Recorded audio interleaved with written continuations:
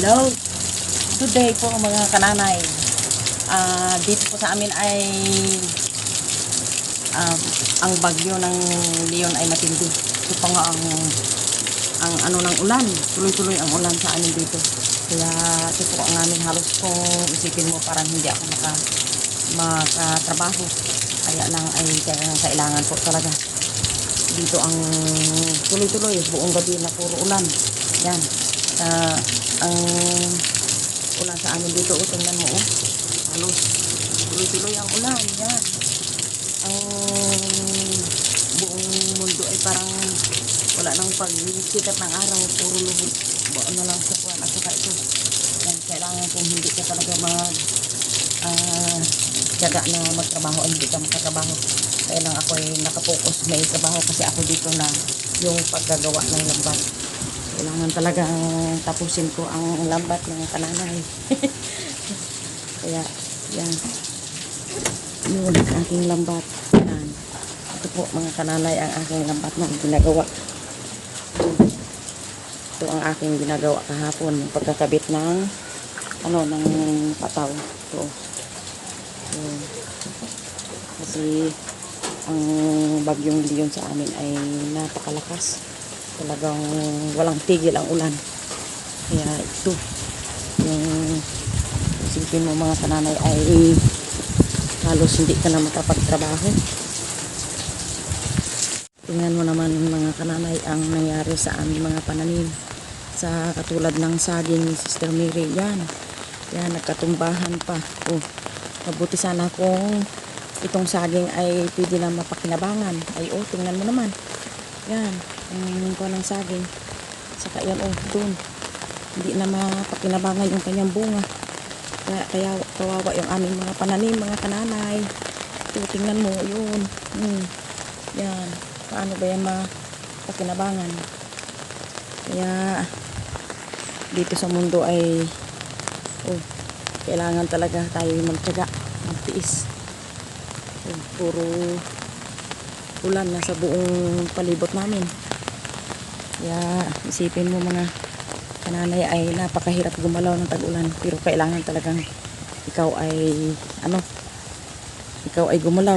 Ay ako nga ito naka sombrero at nakapayong dahil kailangan tapusin ko yung aking trabaho na paglalambat. Halika kananay, ating puntahan yung aking lambat at tingnan nyo kung paano ako gumawa. Hello po, ngayong umaga po ay kasalukuyan po akong nagagawa ng lambat. Ito po yung aking ginagawang lambat ito ngayon. Pataw sa lambat. Ito pong lambat namin ay ang tawag nito sa amin ay triplets, triply. Ito po ang kasalukuyan kung mga gawain nung ako yung nabiyuda na. Ito po itong aking bagong nayari na itong isang bantasan.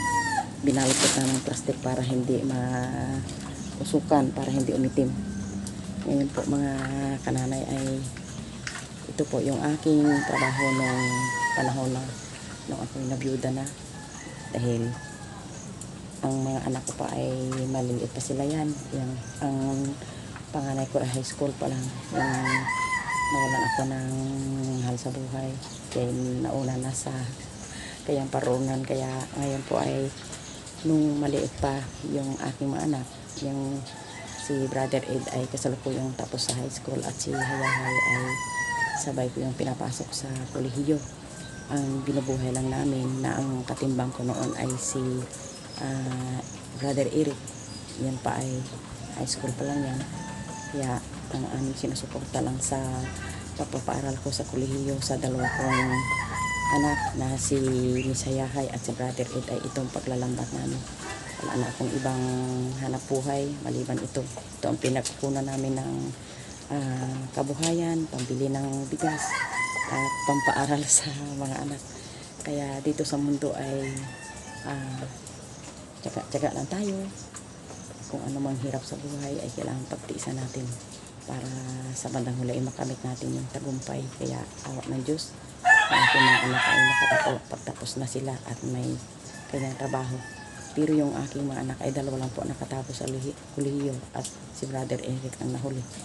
Kaya ito ngayon, kung gusto nyo na matutunan ang paggawa ng yung paglagay ng pataw, kung gusto yung may mga manonood dyan na gustong gumawa ng triply, manood ka sa akin.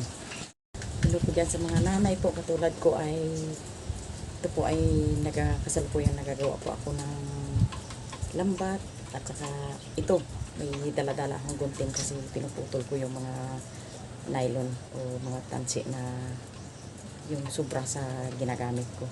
Kaya panoorin nyo kung paano ako gumawa ng lambat sa gustong yung mga nanay dyan na mga mahilig sa dagat gumagawa ng lambat na triply. Ito po itong triply ko, ito ay binibilang ko po ito 1, 2, 3, 4 at saka yan, talian ko po ito mga ganyan, ginadangkal ko po ito mga 2 dangkal ito, yan. Kaya sino po ang gustong gumawa ng triply dyan ay ito po ang aking style na paggawa ng lambat mga kananay. Lahat ng trabaho kahit mahirap ay tiyaga-tiyaga lang tayo. Kaya ito ang aking yan. Kung sino gustong gumawa ng lambat na triply, ito ay kumakabit na ako ng pataw ang tawag sa amin, aywan ko sa inyo. Kaya dito sa mundo ay walang imposible. Basta magtiyaga na tayo. Ika nga na pagsawit ay nothing is impossible when you put your trust in God. Yan. Yeah. Pagkatapos nitong tali ay lagyan natin ng pataw. Ito po sa amin ang natawag na petaw, pampagaan sa lambat. Yan, pampalutang po ito. Yan.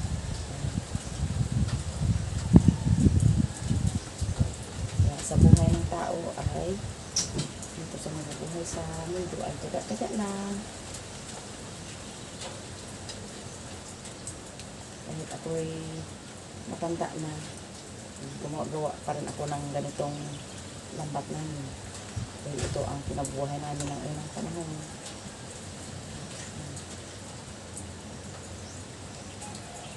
Yung maliit pa yung mga anak ko, yung mga anak ko na bago na wala ang asawa ko ay wala pa silang, mga high school pa lang sila, wala pang nakapag-aral sa kanila sa kolehiyo.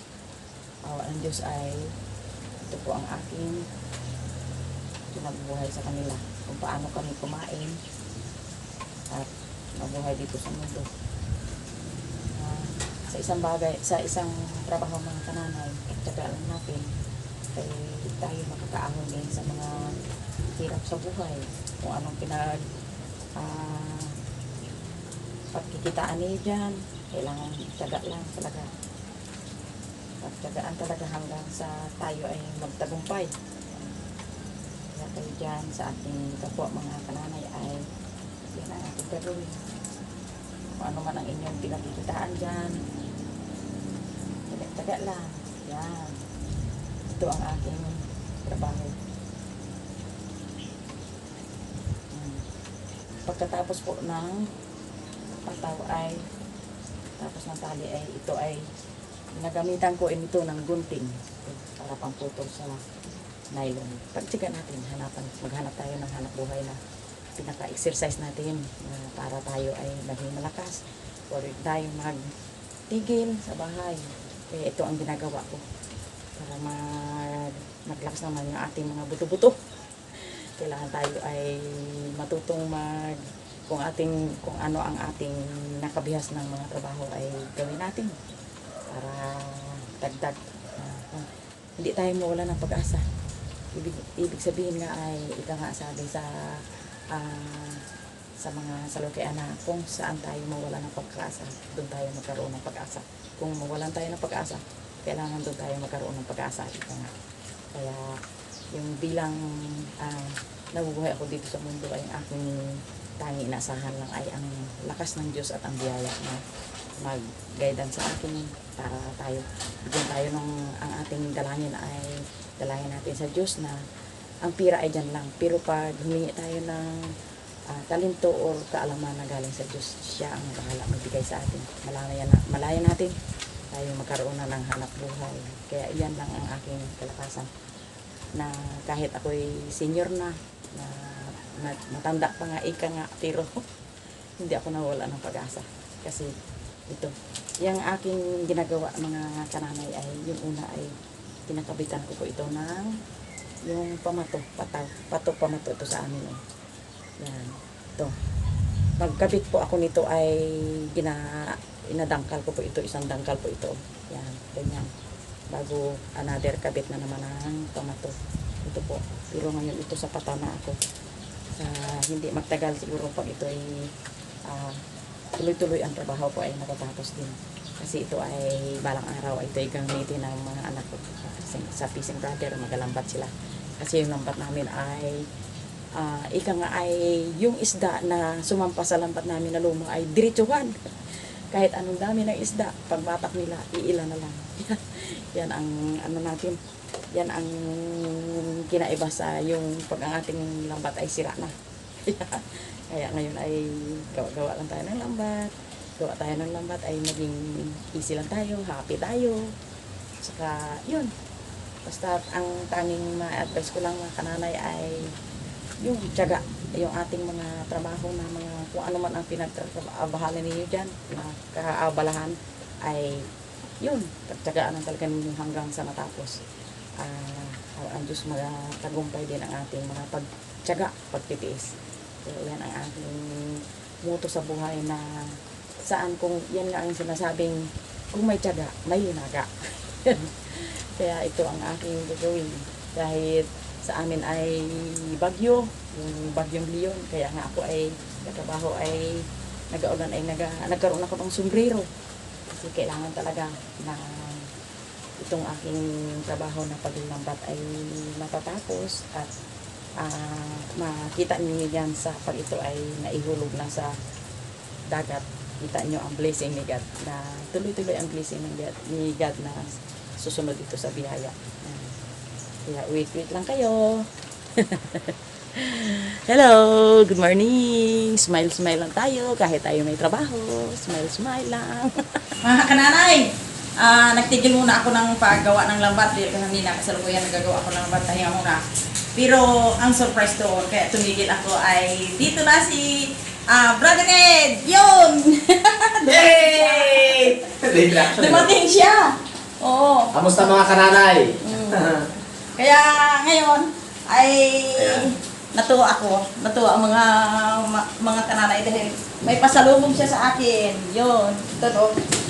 Yan. Pinasalubungan niya ako ng oatmeal at saka gatas. So, at saka apple at saka tinapay na skyflakes. Kaya ito ngayon, medyo iba talaga pag may mga anak na maalalahanin. Ito, salubong sa akin.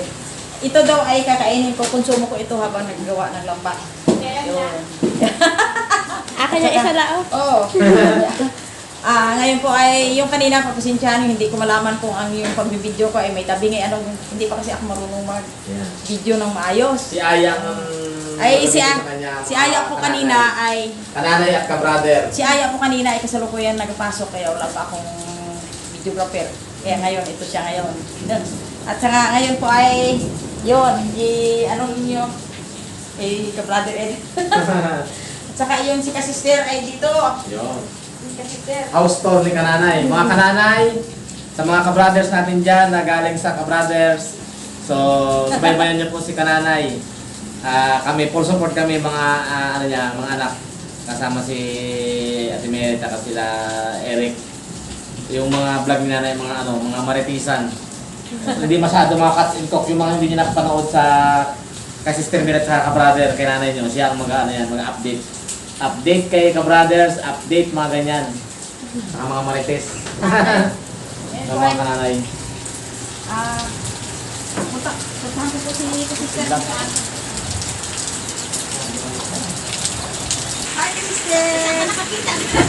Sombrero, kasi dito sa amin ay puro nag-aulan. Ulan! Kaya siya po ay hapon na. Late na yung kain ko ng tanghalian. Kaya Mga kananay, ito po yung pinakamasipag kong panganay. Sana kung wala. Masipag siya. Talagang lahat ng gawaing lalaki at babae ay ginagampanan niya para lang mabuhay yung kanyang pamilya, para makasuporta sa kanyang pamilya, mga kananay. Kaya ito ngayon kami, medyo tumigil muna ako ng paggawa ng lambat dahil sobrang ulan. Walang Kaya- tigil yung ulan. Oo, walang tigil ang ulan. Ngayon talaga, matindi talaga ang bagyong si Leon. Nagpapakilala talaga sa kanyang kategoring Leon. Kain tayo mga Umungol ka kananay. talaga. Kaya siya ito, ang kain niya. Bangos ang ulam at saka Bangos. ng sinabawan na may talbos ng kamote. Ayan. Yan, bangus. Ito yung ulam ni nanay niluto ko Oo. kanina. Kaya dito lang muna ang aking bibidyo dahil pahinga muna ang aming trabaho. Lahat. Malakas ang ulan. Malakas ang ulan, oh. Tingnan mo mga kananay, oh. Yun, oh. Saka yun, oh. Ang grabe. Ang lakas ng ulan. Yan. Kaya hanggang dito na lang yung aking video. Like and subscribe po kayo sa channel namin lahat.